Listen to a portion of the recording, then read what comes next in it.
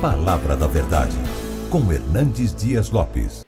E eu quero convidar então a você para abrir sua Bíblia comigo na carta de Paulo aos Filipenses, capítulo 4, versos 10 a 20. Filipenses 4, 10 a 20. Filipenses 4, 10 a 20. Eu vou ler esse texto, vocês me acompanhem, por favor, na leitura dele. Paulo escreve assim: alegrei-me sobremaneira no Senhor, porque agora, uma vez mais, renovastes a meu favor o vosso cuidado, o qual também já tinhais antes, mas vos faltava oportunidade. Digo isso não por causa da pobreza, porque aprendi a viver contente em toda e qualquer situação. Tanto sei estar humilhado, como também ser honrado. De tudo e em todas as circunstâncias já tenho experiência, tanto de fartura como de fome, assim de abundância como de escassez. Tudo posso naquele que me fortalece. Todavia, fizestes bem associando-vos na minha tribulação. E sabeis também vós, ó Filipenses, que no início do Evangelho, quando parti da Macedônia, nenhuma igreja se associou comigo no tocante a dar e receber, senão unicamente vós outros. Porque até para Tessalônica mandastes, não somente uma vez, mas duas, o bastante para as minhas necessidades. Não que eu procure o donativo, mas o que realmente me interessa é o fruto que aumente o vosso crédito. Recebi tudo e tenho abundância. Estou suprido. Desde que Epafrodito me passou às mãos o que me veio de vossa parte, como aroma suave, como sacrifício aceitável e aprazível a Deus. E o meu Deus, segundo a sua riqueza em glória, há de suprir em Cristo Jesus cada uma de vossas necessidades. Ora, o Deus e Pai, a nosso Deus e Pai, seja a glória pelos séculos dos séculos. Amém. Meus amados, eu gostaria hoje de abordar esse texto explorando o tema: a obra missionária precisa de parceria. Alguém já disse com razão que a obra missionária se faz com os pés dos que vão, com os joelhos dos que oram e com as mãos dos que contribuem.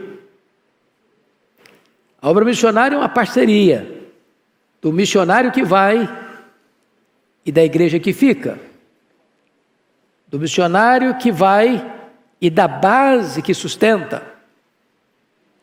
Então, eu quero hoje tratar com vocês sobre esse assunto, mas me permita colocar esse texto dentro do seu contexto. Paulo, na sua segunda viagem missionária, ele tem o desejo de ir para a Ásia, e o Espírito de Deus o impede de entrar na Ásia, pelo menos naquele momento. E ele é endereçado, ele é dirigido a ir para a Macedônia, para aquilo que nós chamamos hoje de Europa. E a primeira cidade que ele vai se estabelecer é a cidade de Filipos. Era uma colônia romana, era uma espécie de miniatura de Roma. E ali ele tem uma experiência muito impressionante, porque 3 pessoas são alcançadas. Primeira, uma estrangeira, comerciante, empresária, vendedora de púrpura, que era um material muito caro para fazer as roupas dos nobres da época. Ela era asiática, ela era de Tiatira, essa mulher chamava-se Lídia. E a primeira conversão na Europa acontece com esta mulher, numa reunião de oração. A segunda pessoa que marca a estada de Paulo em Filipos foi uma menina endemoniada, um espírito de adivinhação, e Paulo liberta essa menina. Essa menina, com a sua arte mágica, inspirada por demônios, concede lucros aos seus donos que a exploravam. E a libertação dessa moça traz uma revolta na cidade, e Paulo e Silas são apanhados, são presos, são açoitados em praça pública e são levados para a cadeia e amarrados no tronco, na prisão interior. Era uma prisão sem luz, sem ar fresco, um lugar insalubre. Paulo e Silas estão já feridos, machucados, mas diz a Bíblia que à meia-noite eles oram, eles cantam, e um milagre acontece. Primeiro, um milagre físico. Há um terremoto que não destrói a prisão, mas abre as portas e rompe as cadeias dos prisioneiros. O segundo milagre é um milagre moral, porque todos nós sabemos que se uma cadeia tem suas portas abertas e as algemas são rompidas, o fenômeno natural que acontece é a fuga dos prisioneiros. E quando o carcereiro acorda diante do fato e vê as portas abertas, ele está pronto a cometer um suicídio, porque ele era o responsável por aqueles prisioneiros, e sob a liderança dele, o cuidado dele, se um prisioneiro foge, ele é responsável, e ele tem que pagar com a própria vida dele, se porventura um prisioneiro estava sentenciado à morte. E ele ia suicidar quando Paulo diz: não te faças nenhum mal, porque todos nós estamos aqui. O todos nós estamos aqui é um milagre moral. Só Deus pode fazer isso, que um prisioneiro não fuja dentro das portas da cadeia aberta. Aquele carcereiro então pergunta para Paulo e Silas: o que vamos fazer? O que eu devo fazer para ser salvo? Ele está fazendo uma pergunta errada, porque a ideia dele é o que eu posso fazer. Salvação não é o que você pode fazer. Salvação é o que Jesus Cristo fez por você. É o que você faz para Deus, é o que Deus fez por você. Mas a resposta está certa. Embora a pergunta não foi feita de uma maneira tão teologicamente bem elaborada, a resposta foi bem elaborada. Crê no Senhor Jesus, será salvo tu e a tua causa. E o homem ali é convertido, é um soldado romano, é um guarda que cuida de uma prisão romana, porque Filipos era uma colônia romana, e leva Paulo para sua casa, e ali ele e a sua família creem e são batizados. Então a igreja de Filipos alcança uma empresária, alcança uma escrava e alcança um funcionário público. Poderíamos dizer que os três estratos sociais estão presentes: classe alta, classe média e classe baixa. Ele está falando aí de experiências diferentes. Uma se converte numa reunião de oração, outra se converte diante de um terremoto, a outra é liberta de demônios. Então é nessa conjuntura que Paulo chega em Filipos e sai de Filipos, e esta igreja que fica para trás transforma-se numa igreja modelo, a única igreja que se tornou parceira do ministério de Paulo, no que tange a dar e receber.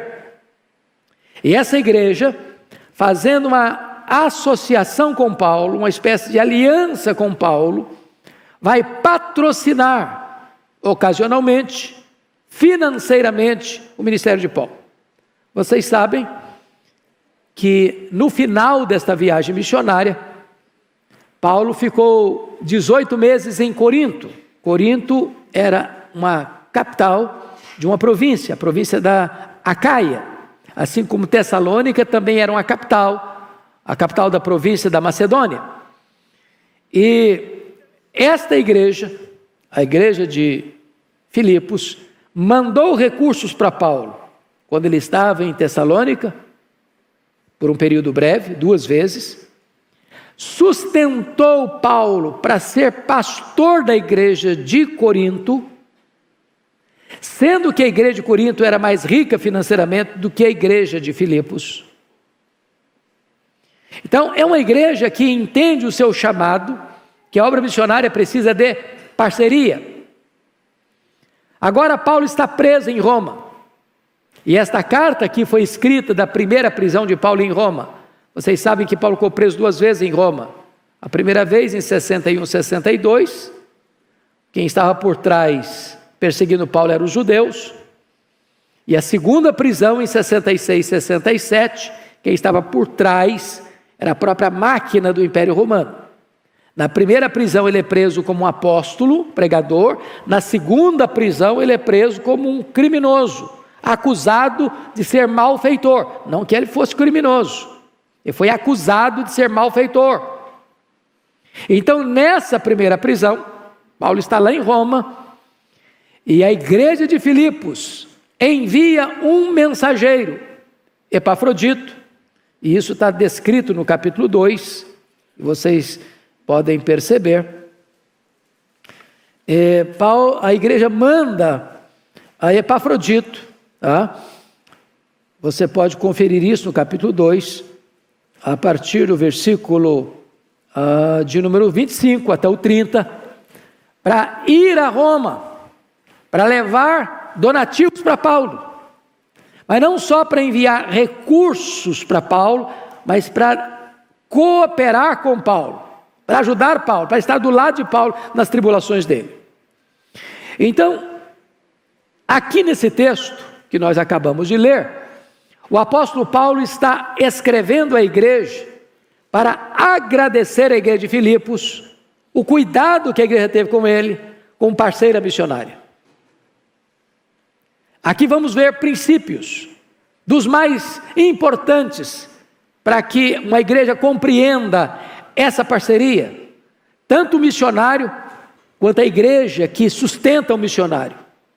Talvez hoje a gente esteja enfrentando algumas dificuldades, irmãos, porque em virtude da complexidade do mundo moderno, foi necessário que agências missionárias fossem criadas. E as agências missionárias são uma bênção, mas é importante dizer que elas não podem ser um substituto da igreja. Porque o que tem acontecido hoje às vezes é que o missionário é enviado por uma agência, e ele até recebe o sustento, mas ele perde o contato, ele perde o vínculo com a igreja, de tal maneira que esse missionário não recebe o apoio da igreja, o apoio espiritual, o apoio emocional, o encorajamento. E a igreja, por sua vez, não recebe do missionário as informações devidas do que está acontecendo. Então, muitas vezes, a ajuda da igreja se torna apenas uma ajuda financeira. Investimos tanto de dinheiro, enviamos tanto de dinheiro, mas faltou essa parceria. E nós precisamos, talvez, resgatar essa ideia de que missões é feita com os pés dos que vão, com os joelhos dos que oram, com as mãos dos que contribuem. Não tem mais crédito aos olhos de Deus quem vai do que quem fica. Vocês se lembram lá de 1 Samuel 30? Aquela batalha de Davi para capturar as mulheres, os filhos, as filhas, os despojos dos amalequitas. Eram 600 homens. 400 foram lutar na linha de frente, 200 ficaram para trás, cansados, tomando conta da bagagem. Na hora de dividir os despojos, alguns disseram, não, quem foi tem que receber mais. Davi disse, não vai receber mais não. Quem foi e quem fica, recebe o mesmo tanto. Estamos na mesma obra. Então você que está aqui, você que está me assistindo, você faz missões. Alguns vão, outros ficam na base. Os que ficam na base, bancando, sustentando, apoiando financeiramente em oração, estão fazendo missões do mesmo jeito daqueles que foram. Porque os que foram não poderiam ir se alguém não ficasse na base. Os que ficam na base, nem todos têm o chamado para ir, mas todos têm o chamado para fazer missões. Uns vão, outros ficam. Uns vão, outros sustentam, oram, e assim a igreja avança na obra missionária. Então, dito isto, eu preciso tratar com vocês sobre os princípios que esse texto revela para nós.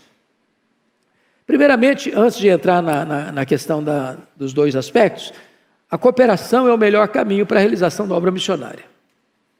O missionário não é um voluntário, eu vou fazer missões sozinho. Leia a história das missões, vocês verão isso. Os missionários foram enviados. enviados por alguém, enviados pela igreja. Eu não me candidato, eu pessoalmente, sozinho, independente, não estou ligado à igreja, não estou ligado a ministério, não estou ligado a nada, mas eu vou comissionar. Não, não é essa a proposta bíblica. Quem envia missionário é a igreja. Quem sustenta missionário é a igreja. Hoje, pela complexidade, muitas vezes entra uma agência missionária para facilitar o processo de documentação, de logística, mas não podemos perder de vista isto. A igreja precisa ser a base. A base. Então é preciso cooperação. E Paulo deixa isso claro aí no versículo 14. Todavia fizestes bem associando-vos na minha tribulação. Uma igreja que é parceira. O missionário precisa estar vinculado à igreja. Obreiro no campo, crente na base. Não tem desse negócio de missionário independente. Não tem desse negócio de missionário sozinho. Missionário tem que estar ligado à igreja e a igreja tem que estar associada ao missionário. Por isso, irmãos, eu creio que esta igreja, a Igreja de Pinheiros hoje, é uma igreja que tem sido muito abençoada por Deus. Dentre as muitas razões, eu penso que esta é uma das principais. A igreja tem uma visão missionária. A igreja que vive para ela só, ela é como o Mar Morto. O Mar Morto, ele recebe águas do Jordão, mas não distribui água. A água chega ali e para. E ali não tem vida. Mas você tem um outro mar em Israel, chamado Mar da Galileia. Ele recebe as águas do Jordão e devolve as águas do Jordão. E ele tem vida. Uma igreja que vive para si mesma, ela transforma a koinonia em koinonite. Koinonia é comunhão. Koinonite é a doença dos relacionamentos. Porque se o crente não faz missões, ele começa a criar problema. Se ele não olha para fora, ele começa a bater a cabeça para dentro. Então é muito importante entender que a melhor dieta para uma igreja doente é uma dieta missionária. Me permita dar um exemplo. Eu acho que todos vocês já ouviram falar da Igreja do Povo, de Toronto. E eu tive o privilégio de visitar aquela igreja algumas vezes. Lá no passado, ela estava fazendo uma transição pastoral e a igreja estava muito fragilizada. E convidaram Oswald Smith para ser o candidato ao pastorado da igreja numa conferência de uma semana, para conhecer o novo pastor que iria se candidatar ao pastorado da igreja. E ele chegou no primeiro dia e pregou sobre missões.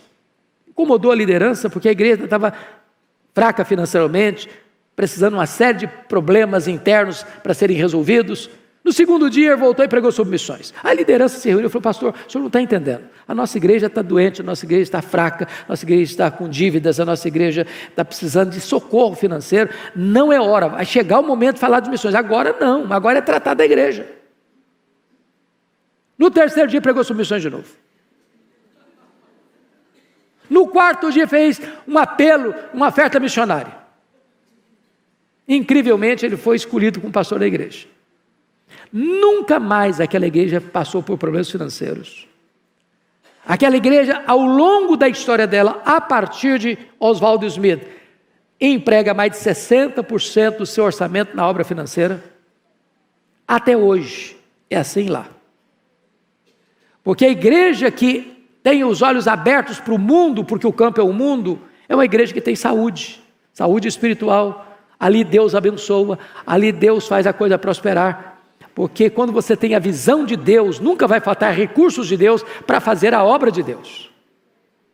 Então, eu gostaria de olhar com vocês os princípios da relação missionário-igreja. Primeiro vamos ver a responsabilidade da igreja com o missionário. Quais são as responsabilidades da igreja local com o missionário? Primeiro, sustento financeiro sistemático. Olha comigo o verso 10. Alegrei-me sobremodo no Senhor, porque agora, uma vez mais, renovastes a meu favor o vosso cuidado, qual também já tinhas antes, mas vos faltava oportunidade. Verso 17. Não que eu procure o donativo, a oferta, mas o que realmente me interessa é o fruto que aumente o vosso crédito. Vejam bem, essa igreja de Filipos ajudou Paulo quando ele estava em Tessalônica, quando ele estava em Corinto, quando ele estava preso em Roma. Não importa que às vezes a pessoa, não, mas eu vou, se eu quero ofertar, eu vou ofertar para trazer mais um pastor para a nossa igreja. Mas eu vou tirar dinheiro do bolso, ou tirar dinheiro do caixa da igreja, para pagar missionário, para ser pastor de outra igreja, para plantar outra igreja, não tem nada a ver com a nossa comunidade. Tem muita gente que pensa assim hoje, pensa pequeno, pensa para dentro, pensamento tacanho. Não importa onde o missionário está, é a obra de Deus que está sendo feita. A gente tem que largar esse pensamento provinciano, pequeno, miúdo. Eu penso no meu umbigo. A W. Tozer diz que o maior problema da igreja contemporânea é que ela passa o tempo todo olhando para o seu umbigo e tomando seu próprio pulso. Quando você olha a igreja de Pinheiros investir agora, num mês, mais de 500 mil reais para construir um templo lá no interior da Paraíba, mas eu nem conheço o interior da Paraíba, eu nunca fui lá, eu nunca vi essa igreja, nunca vi essa cidade, talvez eu nunca vou viajar para lá, mas é reino de Deus lá, é reino de Deus lá. E a igreja, quando tem essa visão, irmãos, Deus vai levantando recursos, Deus vai levantando pessoas, Deus vai abençoando a igreja para que ela multiplique a sua sementeira e possa continuar alargando as fronteiras do reino de Deus. Essa é a visão. Esta é a visão. Segundo, papel da igreja: sustento não só financeiro, mas sustento espiritual nas tribulações. Olha o verso 14 comigo. Todavia fizestes bem associando-vos na minha tribulação. Quando Epafrodito, está lá no capítulo 2, versos 25 a 30, sai de Filipos e vai lá em Roma, não era uma viagem que você pegava um voo em Filipos e desembarcava lá em Roma, não. Era viagem perigosíssima, ele ficou doente na viagem, quase morreu, foi uma confusão. Mas ele não vai só levar donativo, ele vai para estar junto de Paulo nas tribulações dele. Porque às vezes, amados, a igreja até sustenta financeiramente, mas não quer nem saber. Está acontecendo com o missionário, você está passando por uma luta, se tem problema na família, você está com saúde ou está doente, você precisa de um socorro emocional, de uma carta, de um telefonema, de um cuidado, de um suporte maior. É necessário que se cuide, não só da obra, mas dos obreiros. O maior patrimônio da igreja não é o prédio que ela tem, são os obreiros. Então, a igreja de Filipos entendeu isso. Ela não só mandou recurso financeiro, ela não só bancou, ela esteve do lado do missionário, ela enviou socorro emocional, espiritual para o missionário. E isso é fundamental. Terceiro compromisso da igreja: reciprocidade na relação com o obreiro. Olha o verso 15 comigo. E sabeis também vós, ó Filipenses, que no início do evangelho, quando parti da Macedônia, nenhuma igreja se associou comigo no tocante a dar e receber, senão unicamente a vós outros. Olha, Paulo passou por muitas igrejas. Paulo plantou igrejas em Antioquia da Pisídia, Icônio, Derbe, Listra, Filipos, Tessalônica, Bereia, Corinto, Éfeso, além das igrejas que foram plantadas indiretamente, quando ele estava na Ásia, como Esmirna, como Pérgamo, como Tiatira, como Sardes, como Laodiceia, como Colossos, como Hierápolis. E ele está dando um testemunho aqui, a única igreja que teve esse perfil de se associar com ele no que tange a dar e receber, foi essa igreja. Mas dar o quê e receber o quê é a pergunta. Dar recursos financeiros e receber recursos espirituais. Então vamos dar uma olhadinha na Bíblia. Preciso que você abra sua Bíblia comigo aí em 2 textos. O primeiro deles é 1 Coríntios, capítulo 9, versos 10 e 11. Olha aí, por favor. 1 Coríntios 9, 10 e 11.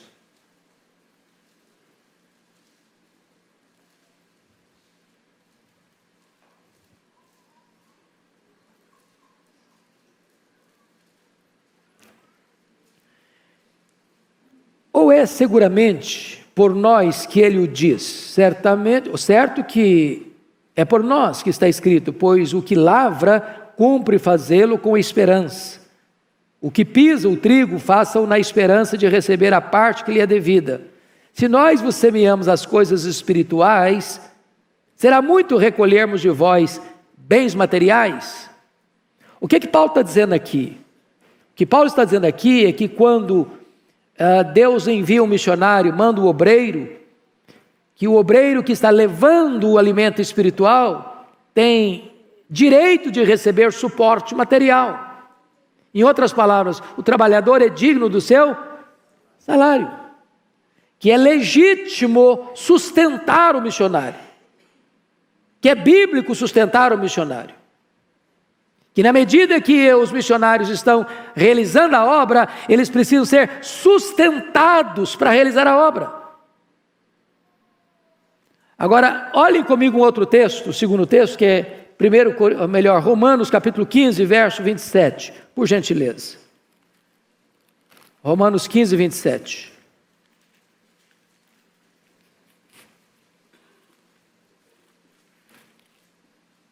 Está escrito o seguinte: isto lhes pareceu bem, e mesmo lhes são devedores, porque se os gentios têm sido participantes dos valores espirituais dos judeus, devem também servi-los com bens materiais.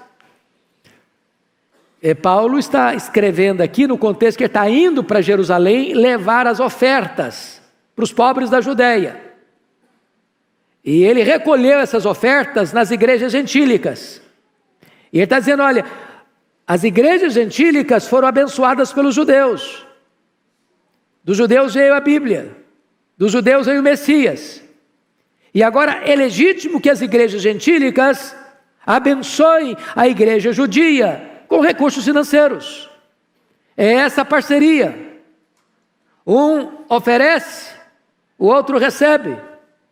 A igreja investe financeiramente e recebe benefícios espirituais da parte do próprio Deus. É isso que Paulo está ensinando aqui, nessa reciprocidade.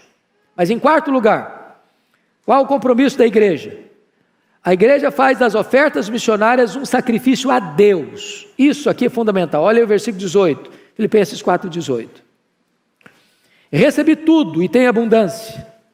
Estou suprido, desde que Epafrodito me passou às mãos o que me veio de vossa parte, como aroma suave, como sacrifício aceitável e aprazível a Deus. Irmãos, isso é fundamental. É por isso que nós entendemos que o recolhimento de dízimos e ofertas é um ato de culto. Quando você está entregando a sua oferta missionária, quando você está entregando o dízimo, você está adorando a Deus. Não é questão financeira só. É um ato de adoração. No momento em que você entende que o suporte financeiro que você está dando para o missionário lá na ponta, não importa onde, a oferta que é recolhida e que é enviada, ela tem que ser entendida que é um ato de culto a Deus, é a Deus que você está adorando. A obra missionária não está centrada no homem, a obra missionária está centrada em Deus. É por causa de Deus que nós fazemos a obra missionária. A motivação é a glória de Deus. Então, quando a igreja entende isso, ela adora a Deus, glorifica a Deus, na medida em que ela oferta para a obra missionária, porque a oferta que é levantada para a obra missionária é como se fosse um sacrifício para Deus, como um ato de culto a Deus. É isso que Paulo está entendendo aqui. Mas em quinto e último lugar, compromisso da igreja, a igreja faz ofertas não das sobras, mas apesar das necessidades. Olha comigo o verso 19, 4:19.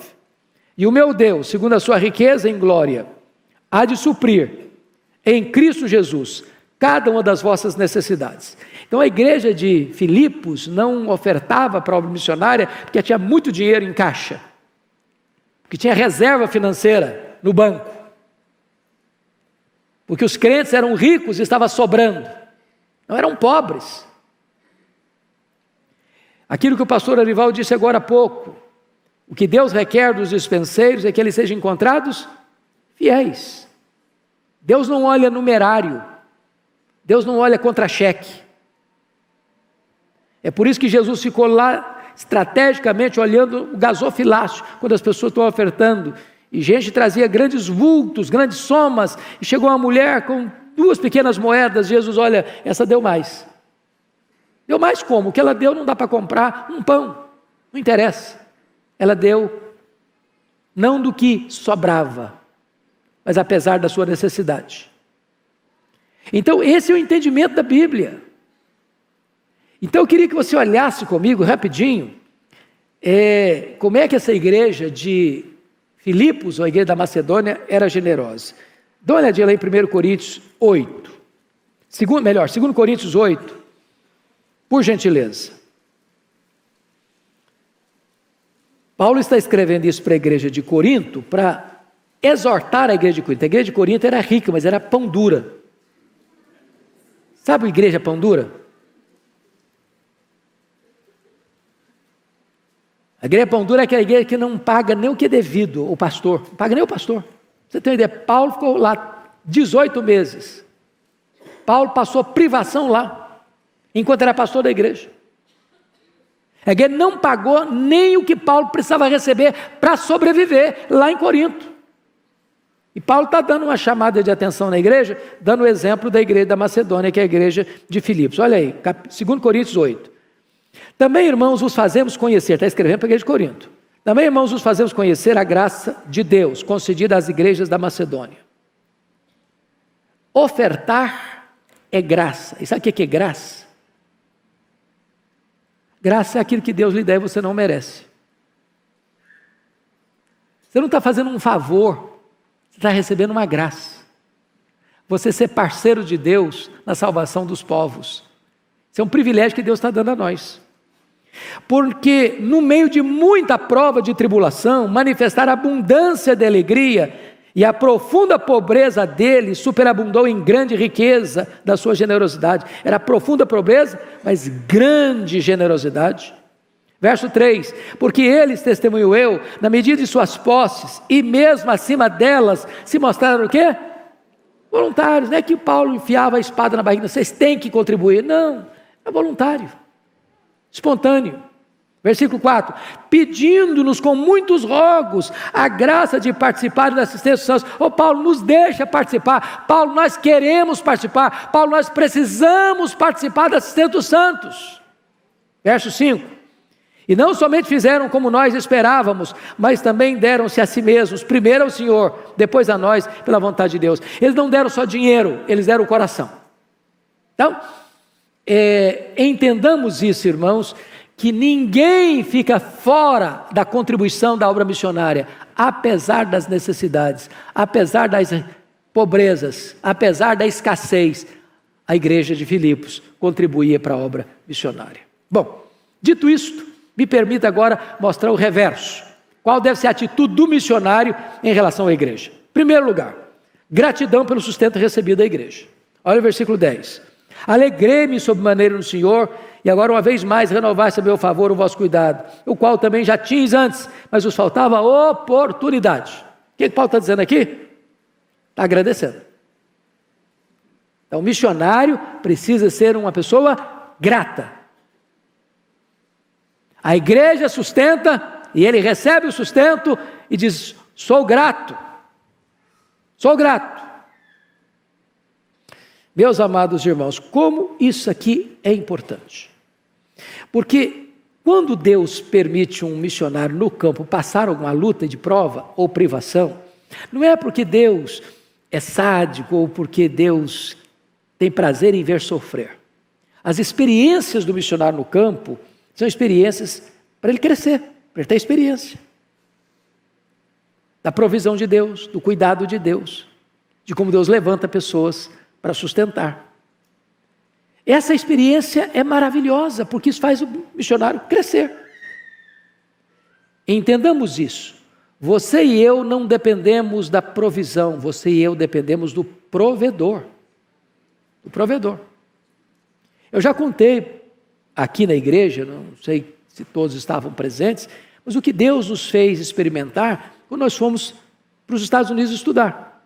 Eu, minha esposa, os filhos que eram pequenos, e eu e minha esposa levantávamos todo dia 4 horas da manhã para limpar uma escola grande, para ganhar um desconto de $200 na mensalidade dos filhos.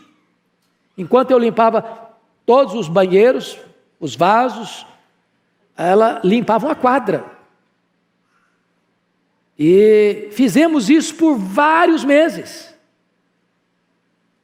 Mas chegou um momento em que eu não tinha mais condições de trabalhar por uma inflamação que deu na mão, eu não segurava nem a vassoura, nem o rodo mais. O nosso sustento que nós tínhamos era insuficiente, porque nós tínhamos feito um cálculo de que custaria tanto e custou mais do dobro do que nós tínhamos pensado. Tinha que comprar um carro velho, não tinha transporte público, tinha que pagar a escola dos filhos, né, trabalhar na escola para dar um desconto, pagar aluguel, pagar seminário, pagar curso de inglês, e todas as despesas de uma casa normais, de comida. Nós tínhamos um déficit de mais de $1.300 por mês no orçamento. Tínhamos levado a nossa reserva, a reserva acabou. E eu cheguei a uma conclusão: eu volto frustrado, ou peço para Deus fazer um milagre, porque Ele é o provedor. E naquela circunstância Deus fez coisa tão linda, porque eu recebi um convite e fui para lá sem dinheiro, tomar um cafezinho no bolso, sem um cafezinho sequer.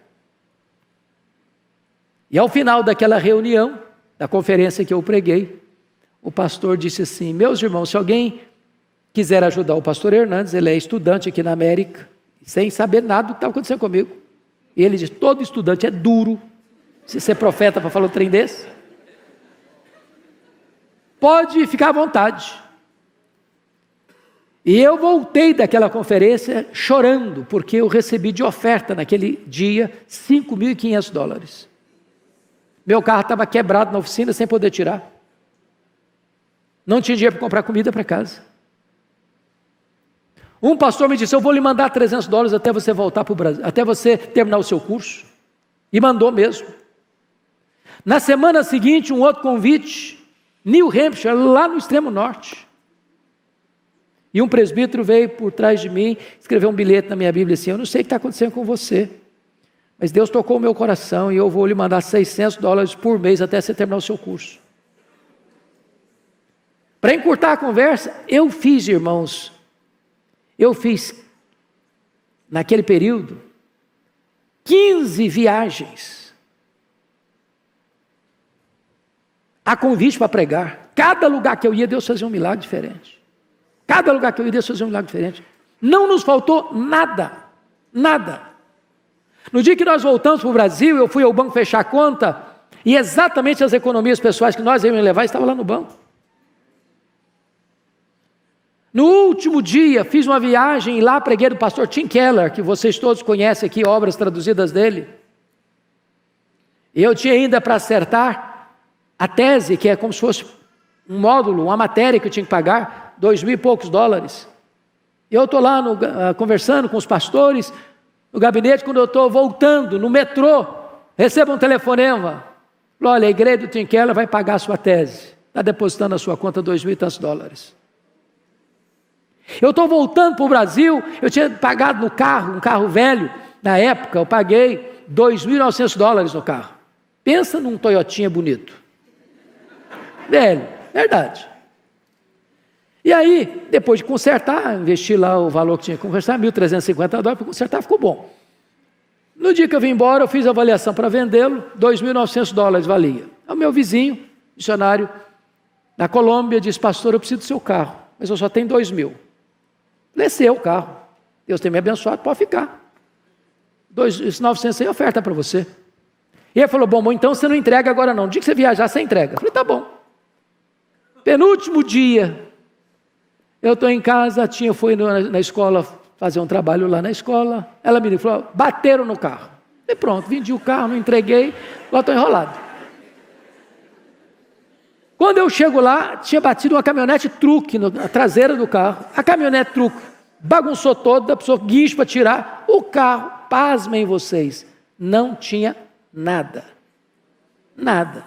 Falei, mas como assim bateu? Bateu, está aí. Pego o carro, trago para a garagem, já nada. Meia hora depois, chega o guarda.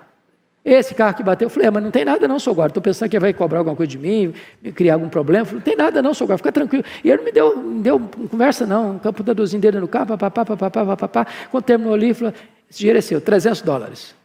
Me deu um cheque de $300, o seguro mandou dar. E Deus foi nos surpreendendo por uma razão. A gente tem que aprender a depender do provedor mais do que da provisão. Se Deus permite você passar por uma experiência, não é porque Deus quer que você sofra, Deus quer que você aprenda. Você aprenda. Quem cuida de você é Deus. Quem cuida de você é Deus. E o missionário precisa ter esse sentimento de gratidão por aquilo que Deus faz. Segunda atitude do missionário, contentamento ultra circunstancial. Olha o verso 11 e 12 comigo. Digo isto, não por causa da pobreza, porque aprendi a viver contente em toda e qualquer situação, tanto sei estar humilhado, como também ser honrado de tudo e em todas as circunstâncias. Já tenho experiência tanto de fartura como de fome, assim de abundância como de escassez. Ou seja, a sua alegria não está em coisa, a sua alegria está em Deus. Porque se a sua alegria estiver em coisas, você vai estar bem e vai estar mal. Ao que tiver abundância, você está feliz. Ao que tiver escassez, você está triste. Você tem que aprender a viver contente em toda e qualquer situação. Se você está passando por um vale agora, por uma escassez agora, saiba disso. A sua alegria é Deus. Ele é a sua fonte de alegria. É no Senhor que você se alegra. Não nas coisas. Porque coisas em si também não podem alegrar você. Se coisas pudessem alegrar, todo rico era feliz. Faça uma pesquisa e pergunte se todo rico é feliz. Faça uma pesquisa e veja onde está o maior índice proporcional de suicídio, se entre os ricos ou se entre os pobres. A nossa alegria está em Deus, e o missionário precisa entender isso. A motivação dele não é o dinheiro que ele recebe para fazer a obra, a motivação dele é o Deus que o chamou para a obra. Terceiro compromisso do missionário com a igreja e com a obra missionária é confiança inabalável em Cristo. Olha o verso 13. Tudo posso naquele que me fortalece.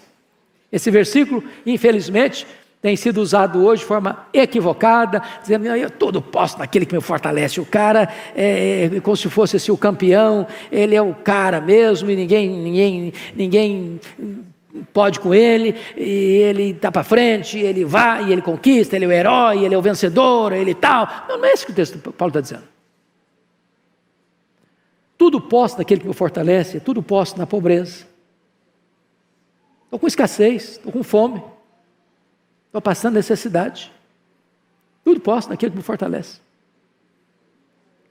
Porque achar que o Senhor só fortalece você quando você está cheio de saúde, com grana sobrando, na crista da onda, é um equívoco. Se Paulo fosse avaliado por esse critério, ele era um derrotado, um fracassado. Qual foi a herança que Paulo deixou? Por onde ele passou, ele teve problema. Preso aqui, açoitado acolá, enfrentou naufrágio aqui, foi apedrejado lá, era uma confusão. Dinheiro mesmo ele não tinha.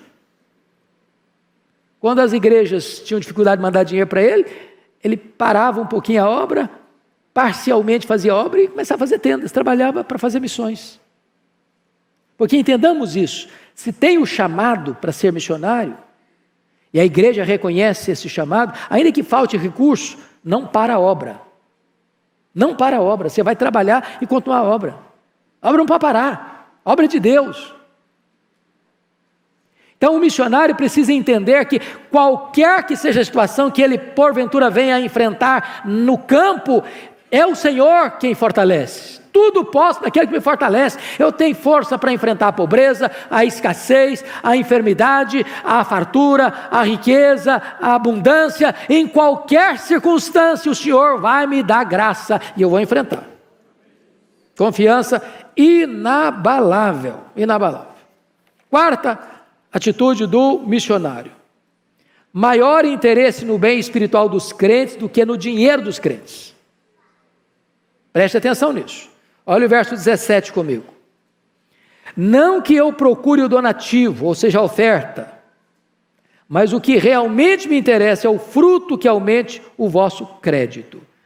Hoje, irmãos, tem muita gente correndo atrás do dinheiro. Tem muita gente aí encostando em algumas pessoas para oferir vantagens financeiras.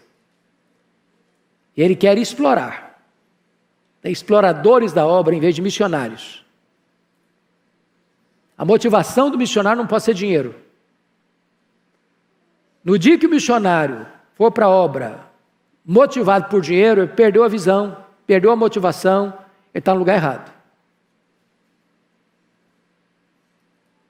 Então Paulo está mostrando para nós aqui o que interessa para ele, o que de fato interessa para ele, não é o fato de ele estar recebendo dinheiro, mas é que ao receber o dinheiro, ele sabe que a igreja que enviou o dinheiro, os crentes que enviaram o dinheiro, vão ter crédito na conta deles, não de grana propriamente dito, mas de bênçãos espirituais. Esse entendimento precisa ser resgatado. Essa compreensão precisa ser reavivada na memória da igreja e dos missionários. Seria um depósito que efetuariam no banco celestial, que se multiplicaria a juros compostos, para benefício dos próprios crentes. Então, quando você oferta para a missionária, você está ajudando duas pessoas. O missionário lá na ponta e a você mesmo. Você está suprindo a necessidade do missionário. E Deus está suprindo as suas necessidades espirituais e até financeiras, porque Deus multiplica a sua sementeira para você continuar contribuindo ainda com mais volume para a glória de Deus. Quinta atitude do missionário. Só voltando um pouquinho aqui, irmãos, porque aqui tem um princípio que talvez a gente precise explorar um pouco mais. E às vezes esse princípio ele é usado hoje de forma até pecaminosa, né? É a ideia de você dar tanto para receber tanto. Quantas vezes você encontrou e já viu missionários estrangeiros vindo para cá e disse, se você der 100, você recebe 1000. Aí o cara que gosta de dinheiro falou, bom, isso aí é melhor do que poupança, melhor do que CBD, melhor do que bolsa de valores, esse troço é bom demais, ué. Eu dou 100 e recebo 1000, então eu estou dando. Motivação está errada. Qual a motivação aí? Grana, dinheiro. Porém, o princípio é verdadeiro. Se a motivação é boa, o princípio é verdadeiro. A Bíblia diz que a alma generosa prosperará. Mas aquele que retém mais do que é justo é pura perda. A Bíblia diz que quem dá ao pobre empresta a Deus. A Bíblia diz que quando você semeia com fartura, com abundância, você fará. E Deus multiplica a sua sementeira. As pessoas mais prósperas são as mais generosas. Se você guardar suvina, pão duro, mão fechada, que dá tchau assim, para ninguém correr o risco de perder os anéis, vaza pelos dedos. Vaza pelos dedos. Então, preste atenção uma coisa, é possível que às vezes uma falsa ênfase distorça a verdade, mas isso não significa que eu tenho que jogar a criança com a água da bacia fora. Não é verdade? A verdade continua certa, bíblica. Agora preciso trabalhar a motivação. A motivação tem que ser santa. Então vamos lá. Quinto princípio que o missionário precisa entender. Recebe os donativos da igreja com reverência cultica. Dinheiro caiu lá na conta dele, para sustento da família dele. Como é que ele recebe esse dinheiro? Olha o versículo 18. Eu recebi tudo e tenho abundância. Estou suprido. Desde que Epafrodito me passou às mãos o que me veio da vossa parte como aroma suave, como sacrifício aceitável e aprazível a Deus. A igreja oferta com motivação cultica, o missionário recebe com motivação cultica. A igreja adora a Deus quando oferta, o missionário adora a Deus quando recebe a oferta. É um ato espiritual, tanto dar quanto receber. Esse é o princípio que Paulo está ensinando aqui. Agora, em sexto lugar, penúltimo lugar, qual é a motivação? Qual deve ser a atitude do missionário? Retribui o socorro financeiro da igreja com fervorosa intercessão pela igreja. Olha o verso 19 comigo. E o meu Deus, segundo a sua riqueza em glória, há de suprir em Cristo Jesus cada um de vossas necessidades. Então, o missionário não é apenas um pregador, o missionário é o que mais? Um intercessor. Ele tem que ter gratidão, ele tem que ter amor a Deus e a igreja que o suporta financeiramente. Como é que ele manifesta essa gratidão? Orando pela igreja, orando pela igreja, orando pela igreja. Para que Deus supra as necessidades da igreja. E vejam vocês, meus amados irmãos, que Deus, segundo a sua riqueza em glória, em Cristo Jesus, vai suprir cada uma das seus luxos, das suas regalias, não, cada uma das suas necessidades. Deus não tem compromisso em suprir nossos luxos, mas nossas necessidades. É o pão nosso de cada dia. Finalmente, em sétimo e último lugar, o missionário deve reconhecer que o fim último da vida é a glória de Deus. Olha comigo o verso 20. Ora, a nosso Deus e Pai seja a glória pelos séculos dos séculos. De tal maneira que nem o missionário é glorificado, nem a igreja é glorificada. A exaltação não é aos membros da igreja, a exaltação não é ao missionário que está no campo, a exaltação é ao Deus da obra, a Deus a glória. Então nós não fazemos missões para que o nome da igreja apareça, nós não fazemos missões para que o ministério apareça, nós não fazemos missões para que a placa da igreja apareça, nós não fazemos missões para que o missionário apareça, nós fazemos missões para que Deus seja glorificado. É a Ele que nós rendemos a honra, a glória e o louvor, agora e pelos séculos eternos. Então, meus amados, eu espero que esta meditação balize cada dia mais a nossa vida, a nossa postura como igreja missionária. A Igreja de Pinheiros tem sido uma bênção nas mãos de Deus, uma igreja reconhecidamente missionária, e nós louvamos a Deus pela visão que Deus tem dado ao pastor Arival, ao conselho da igreja, à junta missionária da igreja, e nós esperamos que esta igreja continue nesta marcha resoluta de glorificar a Deus através da obra missionária, sustentando missionários, plantando igrejas, revitalizando igrejas e alargando as fronteiras do reino de Deus. Nós vamos ficar em pé e nós vamos orar ao Senhor com gratidão por esta manhã. Muito obrigado pela presença de todos vocês. Que Deus abençoe a todos, em nome de Jesus. Amado Deus, nós te louvamos pela tua palavra.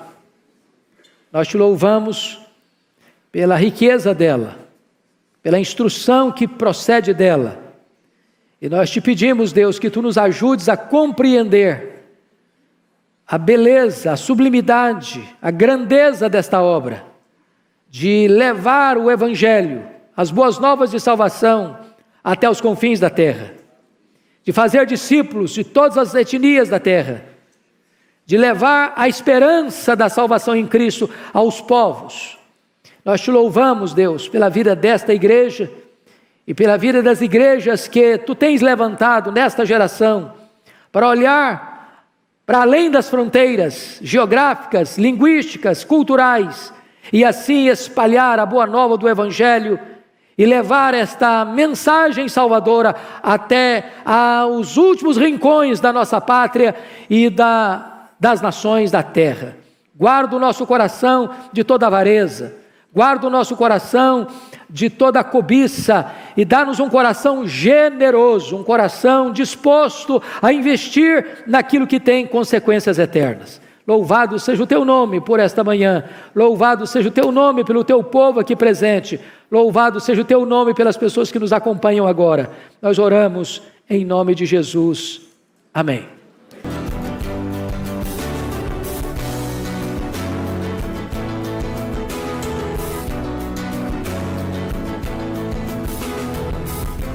Palavra da Verdade, com Hernandes Dias Lopes.